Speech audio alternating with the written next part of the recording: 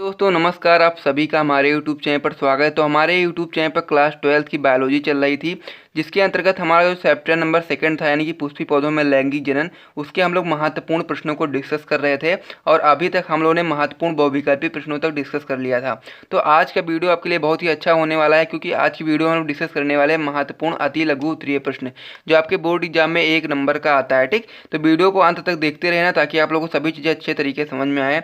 2 दिन से आपको क्लासेस सही से नहीं मिल पा रही, क्योंकि उसका रीज़न है क्योंकि मैं फिजिक्स का नोट्स बना रहा था, जिसकी वजह से आप लोगों को 2 दिन से लगातार जो आपकी वीडियोस थी वो सही से मिल नहीं पा रही थी। लेकिन मैं कोशिश करूंगा कि आपको कल से डेली रेगुलर बेसिस पे वीडियो देखने को मिले। ठीक, तो आप लोग अगर फिजिक्स का नोट्स प्राप्त करना चाहते हैं तो आप लोग का चार्ज केवल 50 रुपीज़ है। फिजिक्स का नोट्स मैंने फर्स्ट चैप्टर का नोट्स बनाया, आप लोग इस प्रकार से देख सकते हैं। इस प्रकार का आपका नोट्स है। मैं इसका PDF आप लोग को दे दूंगा नीचे डिस्क्रिप्शन में 4-5 पेज का, वहाँ से आप लोग देख सकते हैं कि कितने अच्छे तरीके से हर एक चीज़ को लिखा गया है। अगर आपको समझ में आता है नोट्स, अगर समझ में आता है तो आप लोग डिस्क्रिप्शन में मैं आपको अपना व्हाट्सएप नंबर दे दूंगा, वहाँ पर आप लोग कांटेक्ट कर सकते हैं। ठीक, तो जिसको नोट्स लेना है वही लोग केवल मैसेज करें, अन्यथा सभी लोग मैसेज ना करें। ठीक, तो ये बात हो गई इसकी। अब हम लोग बढ़ते हैं अपने जो अपना चैप्टर आपका जो चल रहा था सेकंड चैप्टर, उसके महत्वपूर्ण प्रश्नों को डिस्कस कर रहे थे, तो उसको हम लोग देख लेते हैं। ठीक, तो अब आपको रेगुलर बेसिस पे कल से आपको डेली बेसिस पे सभी क्लासेस देखने को मिलेंगी, और पिछले 2 दिनों में अच्छी क्लासेस नहीं देखने को मिली, उसके लिए तो सबसे पहले मैं आपसे सॉरी बोलना चाहता हूँ। उसके बाद फिर अपना चैप्टर स्टार्ट करते हैं। ठीक, तो चलिए तो वीडियो को शुरू करते हैं बिना टाइम को वेस्ट करते हुए। अगर वीडियो आपको पसंद आए तो वीडियो कर दिए लाइक, चैनल को कर दिए सब्सक्राइब। ठीक, तो और बेल आइकन को भी दबा दीजिए ताकि जब भी मेरी अगली वीडियो आए तो आप लोगों को तो बहुत आसानी से पहुंच जाए। ठीक, तो आपके जो बोर्ड एग्जाम होता है क्लास 12 बायोलॉजी की अगर हम लोग बात करें तो आप लोगों के 5 प्रकार के प्रश्न पूछे जाते हैं, जिसमें आपका पहला प्रकार का होता है बहुविकल्पी प्रश्न का। ठीक, तो जितने भी आपके चैप्टर 2 में महत्वपूर्ण बहुविकल्पी प्रश्न थे उन सभी प्रश्नों को मैंने डिस्कस कर लिया था। अगर आपने उस वीडियो को नहीं देखा उसे जाकर के देख लेना। आज से हम लोग उसका दूसरा प्रकार डिस्कस करने वाले हैं, जो आपका होता है महत्वपूर्ण अति लघु उत्तरीय प्रश्न का। ये भी प्रश्न आपके बोर्ड एग्जाम में 1 नंबर का आता है, तो सभी प्रश्नों को आप लोग ध्यान से देखें अगर अपने बोर्ड एग्जाम में अच्छा स्कोर करना चाहते हैं। अब बहुत दिन नहीं बचा है, तो इसलिए हम लोग को तैयारी रेगुलर बेसिस पे करनी चाहिए अच्छी तरीके से, ताकि हम लोग अपने बोर्ड एग्जाम में अच्छा स्कोर कर पाएँ। तो हमारा पहला क्वेश्चन है कि किन्हीं 2 आभासी फलों के नाम लिखिए। ठीक, तो हम लोग को बताना है कि 2 असत्य फल कौन से हैं। पहला आपका नाम हो जाएगा सेब या फिर स्ट्रॉबेरी। इसी प्रकार से आपका क्वेश्चन पूछेगा, और 1 नंबर में पूछेगा तो आप लोग से 2 ही पूछेगा, तो आप लोग 2 ही लिखना कि किन्हीं 2 आभासी फलों के नाम पूछेगा, तो इस प्रकार से आप लोग लिख देना सेब और स्ट्रॉबेरी। अगला क्वेश्चन है आपका कि परागण को परिभाषित कीजिए, यानी कि जो परागण की जो प्रक्रिया होती है उसको परिभाषित कीजिए। तो पुंकेसर से पराग कणों का निकल कर मादा पुष्प के वर्तिकाग्र पर जाना ही क्या कहलाता है? परागण कहलाता है। अगर आप लोग चित्र के माध्यम से समझना चाहें तो इस प्रकार से समझ सकते हैं कि ये आपका क्या होता है? पुंकेसर होता है, और जब पुंकेसर से क्या होता है? परागकण निकलते हैं और मादा पुष्प के वर्तिकाग्र पर जाते हैं। मान लीजिए वर्तिकाग्र है, तो वर्तिकाग्र पर जब पहुंचते हैं तो इस क्रिया को क्या कहते हैं? हम लोग परागण कहते हैं। और ये परागण बहुत सारी प्रक्रियाओं के माध्यम से होता है। अगर आपने चैप्टर को पढ़ा होगा तो आपको पता होगा, वायु द्वारा परागण होता है, जल द्वारा होता है, कीट द्वारा होता है, ऐसे बहुत प्रकार का परागण होता है। तो अगर आप लोगों ने चैप्टर अच्छे तरीके से पढ़ा है तो आपको पता होगा। अगला आपका क्वेश्चन है कि पुष्प दल का कार्य बताइए। ठीक, तो इसके मुख्य 2 कार्य हैं। पहला कार्य क्या है?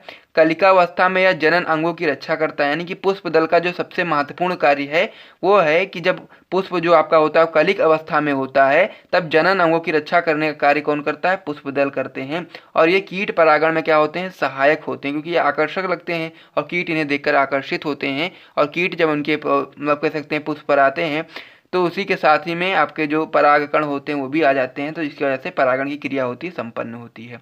अगले क्वेश्चन की ओर बढ़े तो हमारा अगला और महत्वपूर्ण क्वेश्चन है कि अनिषेक जनन से आप क्या समझते हैं? एक उदाहरण दीजिए।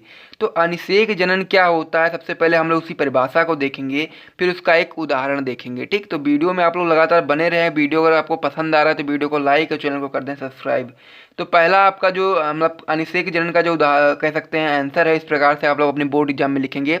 जैसे मैं आपको बता रहा हूँ एज इट इज़ आप लोग लिखेंगे, आप लोग को 1 नंबर आराम से मिल जाएगा, एक भी आपका पॉइंट कटेगा नहीं। ठीक, तो ये सारी चीज़ें हो गई। अगर आप लोग को रेगुलर बेसिस पे वीडियो चाहिए तो आप लोग वीडियो को लाइक किया करें, साथ ही अपने दोस्तों के साथ शेयर किया करें।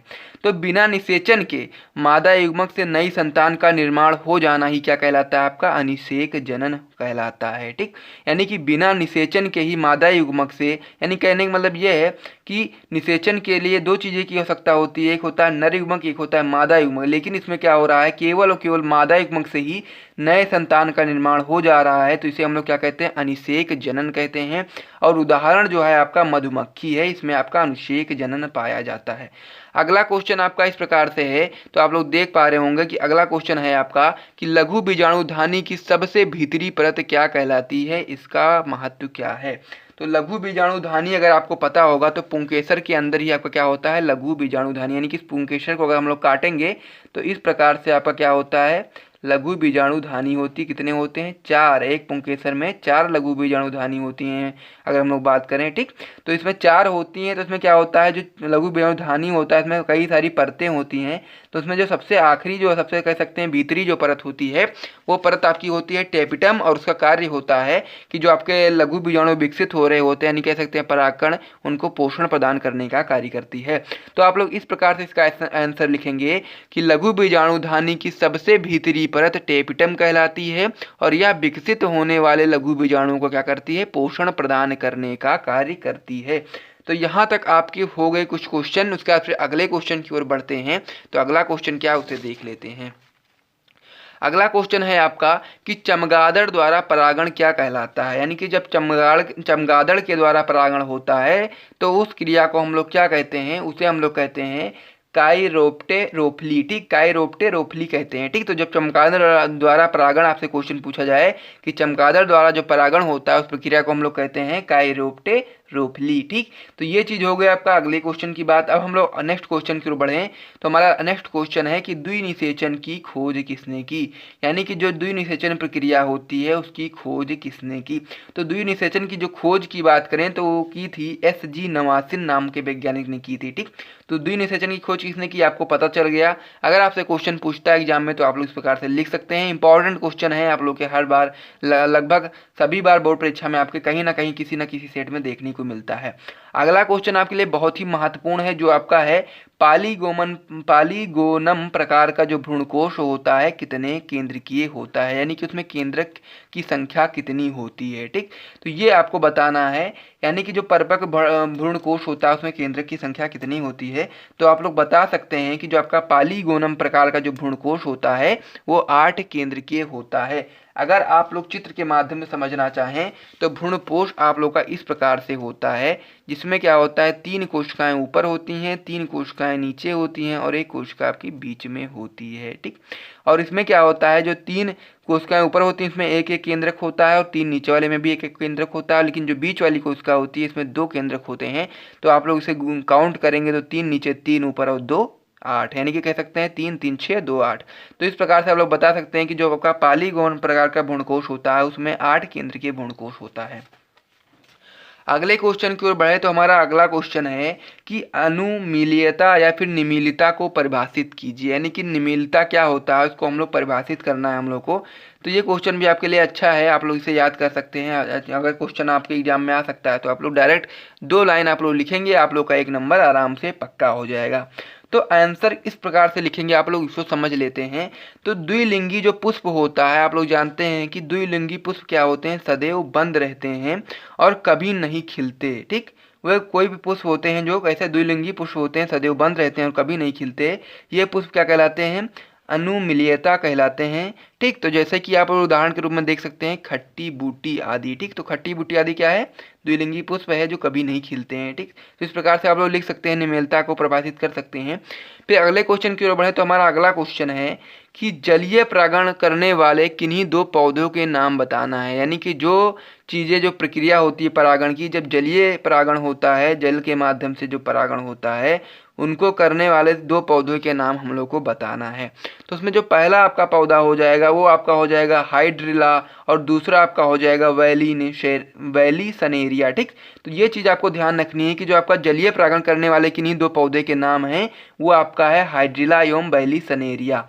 तो इन क्वेश्चन को आप लोग तैयार कर लें। नेक्स्ट वीडियो में हम लोग कुछ और प्रश्नों को डिस्कस करेंगे। ये क्वेश्चन आपके यहीं पर समाप्त नहीं होते हैं, ये आपका पार्ट फर्स्ट है महत्वपूर्ण अति लघु उत्तरीय प्रश्न का। तो इन सभी क्वेश्चन को आप लोग तैयार कर लें। नेक्स्ट वीडियो में जितने भी और महत्वपूर्ण आपके अति लघु प्रश्न बनते हैं इस चैप्टर से, उन सभी प्रश्नों को करा दिया जाएगा।